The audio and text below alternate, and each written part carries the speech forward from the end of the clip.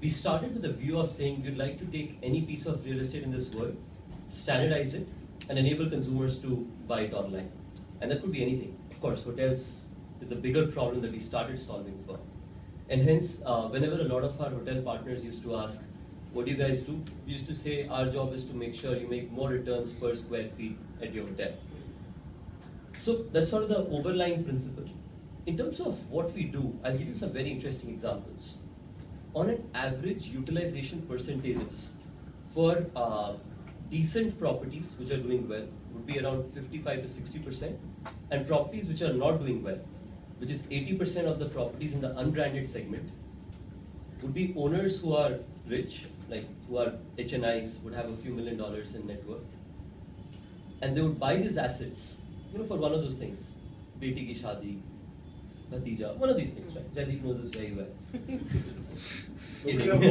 What would be? Okay, so I think in that place, there's this massive real estate available out there.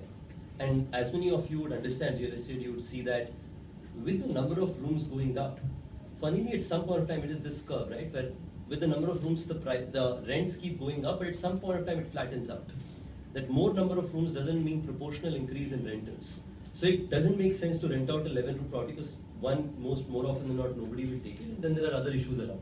So more often than not, 80% of these owners of this 1.5, 2 million rooms across this country used to remain idle, where there used to be a local caretaker who used to operate the property in whatever situation, in whatever type of case, with whatever kind of siphoning he wanted to do.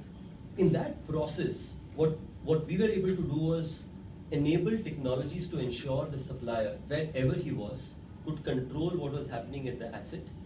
Utilization levels of anywhere from 85 to 95%, which is like a different number altogether. Cost saving of close to 40% because you don't need a sales manager anymore. You don't need a general manager anymore. Like half of these costs go off the books